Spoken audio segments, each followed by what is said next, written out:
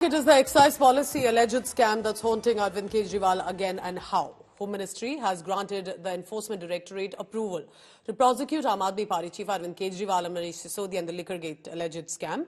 The move comes months after, remember, Supreme Court in November had ruled the ED needs to take a prior sanction for the prosecution in the money laundering cases. ED had basically claimed that Arvind Kejriwal is the real kingpin and a key conspirator in the excise policy scam. Now, Kejriwal, remember, denying all these charges, terming the ED charge sheet against him as illegal because there was no prior sanction of authorities. And now with the sanction that has been received by the ED, this means that the process may now be initiated and continue fast. ED has accused the then Chief Minister Arvind Kejriwal that even though he was not handling the portfolio, he has been indulging in corruption, money laundering of over 1,000 crore rupees. Delhi के महाठग और कट्टर बेईमान अरविंद केजरीवाल जी ने अपने साथियों के साथ मिलकर 2026 करोड़ का शराब घोटाला किया है। और जब ये सीएजी की रिपोर्ट को विधानसभा में पेश करना था तो आम आदमी पार्टी की सरकार के हाथ कांपने शुरू हो गए। तुम इतना क्यों घबरा रहे हो? क्या जुर्म है जिसको छिपा रहे हो? लाख छिपाओ छिप ना सकेगा, आपका घोटालों का पाप है ये गहरा। जी हां, ये 2026 करोड़ का घोटाला। देखिए, जो उन्होंने पाप किए हैं, जो दिल्ली वालों को लूटा है, दिल्ली वालों के सपने बेचे हैं, कोविड में अपना शीश महल बनाया, सारे लोगों का खून चूसा, एक भी काम नहीं किया, दिल्ली को बर्बाद कर दिया। आज दिल्ली में इतना पॉल्यूशन है, सांस नहीं ली जाती है, सारी यमुना मैया मैली है, तो इनके पापों की सजा तो इनको मिलेगी। जो सीएजी की रिपोर्ट आई शराब घोटाले में, उसने सिद्ध कर दिया कि 2000 करोड़ का घोटाला है।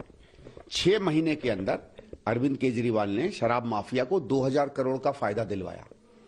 और शराब माफिया, सबको मालूम है, इस दुनिया में लेन देन पे ही काम होता है। 2000 करोड़ बहुत होता है 6 महीने में फायदा। तो उसमें आम आदमी पार्टी को कितना मिला होगा समझ लीजिए। और ये 2000 करोड़ का नहीं भाई, डील तो ये हुई होगी ना कि हम 5-6 साल तक नीति चलाएंगे, यानी शराब माफिया को 16-17 हजार करोड़ का फायदा होगा। तो उसमें क्या 30%, 40%, 20% कितना मिला होगा आम आदमी पार्टी को? हाईकोर्ट ने भी कहा कि आपने जो सीएजी की रिपोर्ट छुपाई है, और कहा आम आदमी पार्टी और केजरीवाल से कि इसमें आपकी बेईमानी दिखती है। I think so. The permissions come a bit too late. They must also have a look at a similar scam that has occurred in Punjab. The liquor scam done by the AAP government in Punjab is on a larger scale than Delhi. So I'm surprised why the Home Ministry or the ED has not acted against officials and the ministers of the AAP government in Punjab. ये सब BJP वाले करवा रहे हैं, gangsters ये BJP वाले करवा रहे हैं। लोग यही तो कह रहे हैं कि यार तुम कह रहे हो केजरीवाल की जगह स्कूल हमको दे दो, बिजली हमको दे दो। स्कूल केजरीवाल जी ने इतने अच्छे कर दिए, बिजली इतनी अच्छी कर दी, अस्पताल इतने अच्छे कर दिए। आपसे लॉ एंड ऑर्डर तो संभाले नहीं गया बीजेपी वालों से, अब उनको स्कूल अस्पताल देकर और बर्बाद करवा लें।